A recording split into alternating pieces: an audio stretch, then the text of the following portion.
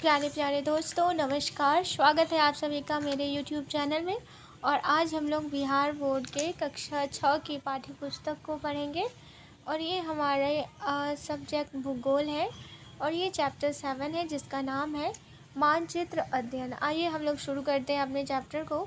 कक्षा में आते ही रमेश ने गुरुजी से पूछा, गुरुजी, कल मैंने पिताजी के ऑफिस में एक कैलेंडर टंगा देखा जिस पर कोई चित्र नहीं था, बल्कि उस पर कई आड़ी तिरछी रेखाएं खींची हुई थी जिसमें कई रंग भी भरे हुए थे। भला ऐसा भी कैलेंडर होता है? गुरुजी ने हंसते हुए कहा, आप जिसे चित्र समझ रहे हैं वास्तव में वह मानचित्र है। मैं आप सभी को समझाती हूँ। उन्होंने 2 चित्र श्याम पट पर बनाए। पाठशाला का चित्र। अब जरा इन चित्रों को गौर से देखिए।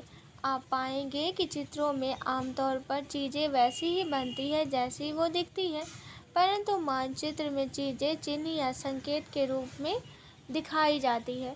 चित्र आमतौर पर ऐसे बनाए जाते हैं जैसे कोई उस जगह को उसके किनारे खड़े होकर देख रहा हो, लेकिन मानचित्र हमेशा ऐसा बनाया जाता है जैसे उस जगह को ऊपर या नीचे आसमान से देख रहे हो। चित्र में मापक स्केल का उपयोग नहीं होता, परंतु मानचित्र में मापक स्केल का उपयोग किया जाता है। चित्र और मानचित्र में यही आधारभूत अंतर है। आइए हम सब मिलकर गांव का नजरी नक्शा बनाते हैं। सभी बच्चों ने मिलकर जमीन पर गांव का नजरी नक्शा बनाया। जिस दिशा में जो चीज़ें थी उसे वहाँ पर दर्शाया। यहाँ पर मध्य विद्यालय ग्राम विष्णुक पस्सी पाइन गांव का नजरी नक्शा। अपने विद्यालय का नजरी नक्शा बनाइए। गुरुजी ने कहा, मानचित्र बनाने के लिए 3 बातें महत्वपूर्ण हैं। नंबर 1 संकेतों का उपयोग, नंबर 2 मापक का उपयोग और नंबर 3 दिशाओं का निर्धारण। संकेत। गुरुजी ने कहा, सबसे पहले हम उन सब चीज़ों की सूची बनाएंगे जो इस कमरे में है, मगर उन्हीं चीज़ों की जिन्हें दूसरी जगह हटा नहीं सकते। हम सब जानते हैं कि मानचित्र में सभी चीज़ें संकेत के रूप में दिखाई जाती है। आप भी सूची बनाकर सबके लिए एक संकेत बनाइए। सबने मिलकर सूची बनाई तथा उनके लिए अलग अलग संकेत बनाए। अपनी कक्षा में उपलब्ध चीज़ों की सूची बनाइए तथा उसके लिए संकेत भी अंकित कीजिए। मापक स्केल। उन्होंने बच्चों को समझाया कि इतने बड़े कमरे का मानचित्र बनाने के लिए पहले हमें इस कमरे की माप लेनी पड़ेगी, तभी हम इसका छोटा मानचित्र बना सकते हैं। इसके लिए उन्होंने बच्चों की टोलियां बनाई तथा कमरे की लंबाई चौड़ाई मापने का निर्देश दिया। सभी बच्चों ने मीटर स्केल से इसकी माप ली। कुछ कीजिए। आप भी अपने विद्यालय के कमरों की माप टोलियों में बांटकर कीजिए एवं माप अपनी कॉपी पर अंकित कीजिए। सभी बच्चों ने कमरे की लंबाई एवं चौड़ाई मापी। कमरे की लंबाई 6 मीटर एवं चौड़ाई 3 मीटर थी। उन्होंने बच्चों से सवाल पूछा, अगर हम इतना लंबा नक्शा बनाए तो हमें बड़ा कागज़ लेना पड़ेगा। जरा सोचिए, जिला, राज्य एवं देश का नक्शा बनाने के लिए कितनी बड़ी कागज़ की ज़रूरत पड़ेगी। सभी बच्चे अचंभित थे। रोहन ने कहा, गुरुजी, किताबों में देश के नक्शे तो बने होते हैं। गुरुजी ने बताया, बिल्कुल ठीक। जब हम ज़मीन पर की कम दूरी को मानचित्र में दिखाते हैं तो वह बड़ा स्केल में दिखाते हैं, परंतु जब ज़मीन की अधिक दूरी को दिखाना हो तो छोटे स्केल का सहारा लेते हैं। जैसे अगर हम भारत का मानचित्र बनाएंगे तो कागज़ पर दर्शाने के लिए हमें छोटे स्केल का सहारा लेना पड़ेगा, नहीं तो हमारे कागज़ में यह मानचित्र नहीं जमा सकता। हम ज़मीन पर की छोटी छोटी विशेषताओं को भी आसानी से दिखा या समझा सकते हैं। इसलिए अगर हम स्कूल का मानचित्र बनाएं तो बड़े मापक का सहारा लेना पड़ेगा, जैसे 1 सेंटीमीटर बराबर 1 मीटर। परंतु अगर देश का मानचित्र बनाना हो तो 1 सेंटीमीटर बराबर 100 किलोमीटर रखना पड़ेगा। गुरुजी ने बच्चों को आगे समझाया कि पहले आप लोगों ने दीवार को मीटर स्केल से मापा और नक्शा बनाने के लिए 1 सेंटीमीटर को 1 मीटर स्केल के बराबर माना।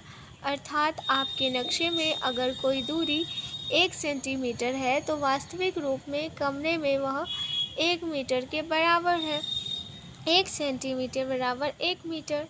मानचित्र या नक्शा पर 2 स्थानों या बिंदुओं के बीच की दूरी तथा धरातल पर उनकी वास्तविक दूरी के अनुपात को मापक कहा जाता है। मानचित्र या नक्शा पर 2 स्थानों या बिंदुओं के बीच की दूरी तथा धरातल पर उनकी वास्तविक दूरी के अनुपात को मापक कहा जाता है। ठीक इसी प्रकार हर मानचित्र में एक मापक दिया होता है, जिससे पता किया जाता है कि नक्शे में जो दूरी है वह वास्तव में इतनी दूरी के बराबर है। इस प्रकार हम मानचित्र को छोटा बड़ा कर सकते हैं। आइए हम सब इसे बनाकर देखें। सभी ने अपनी अपनी कॉपी पर स्केल की सहायता से मानचित्र बनाया। अब गुरुजी ने जो चीज़ें जहाँ तहाँ थी उसे मानचित्र में बनाने के लिए कहा। सभी मिलकर मानचित्र में दरवाजे, खिड़कियाँ सही जगह पर बनाए। गुरुजी ने सभी को इन्हें संकेत के रूप में बनाने को कहा। दिशाएं। गुरुजी ने सभी बच्चों को अपना अपना नक्शा एक दूसरे से मिलाने को कहा। रमेश ने कहा, गुरुजी मेरा नक्शा तो सोहन के नक्शे से नहीं मिल रहा है। गुरुजी ने बताया कि इसमें तो गड़बड़ी हो गई, क्योंकि आपने इसमें दिशा दर्शाई ही नहीं। नक्शे में उत्तर दिशा जो ऊपर की ओर होती है, उस ओर ही वर्ग कक्ष की उत्तरी दीवार दिखाई जानी चाहिए। इसके लिए मानचित्र में दिशा सूचक रेखा बनाई जाती है। जैसे सबने अपने नक्शे को ठीक किया, अब सबके नक्शे पास में मिल रहे थे। गुरुजी ने बच्चों को बताया कि मानचित्र से हमें बहुत सी जानकारियाँ प्राप्त होती हैं। मानचित्र कई प्रकार के होते हैं। भौतिक मानचित्र, इसमें हम पर्वतों, पठारों, मैदानों, नदियों, महासागरों आदि को दर्शाते हैं। राजनीतिक मानचित्र, गांव, शहर, राज्य, देश एवं विश्व के विभिन्न देशों तथा उनकी सीमाओं को दर्शाने वाले मानचित्र राजनीतिक मानचित्र कहलाते हैं। थीमेटिक मानचित्र, इन मानचित्रों में दी गई सूचनाओं के आधार पर उनका नामकरण किया जाता है। जैसे जलवायु मानचित्र, वनस्पति मानचित्र, जनसंख्या मानचित्र, वर्षा मानचित्र, उद्योग मानचित्र आदि। रेलवे लाइन को इस प्रकार दिखाया जाता है और तालाब को, पक्की सड़क को, कुआं को, कच्ची सड़क को, मंदिर को, अंतर्राष्ट्रीय सीमा, मस्जिद, राज्य, गिरजाघर, जिला, सड़क पुल, नदी, पेड़, नहर और घास को इस प्रकार दिखाया जाता है। इसे रोड चिन्ह कहते हैं। रंग एवं चिन्ह। गुरुजी ने बच्चों को बताया, नक्शे में रंगों एवं चिन्हों की सहायता से हम वहाँ की जानकारी प्राप्त कर सके। इसके लिए इसमें एक रूपता रखी गई है। जैसे जलाशय को नीला रंग, पर्वत को भूरा रंग, पठार को पीला रंग और मैदान को हरे रंग से दर्शाया जाता है। जी ने समझाया कि उक्त बातों का ध्यान रखकर हम किसी देश एवं विश्व के मानचित्र का अध्ययन कर सकते हैं।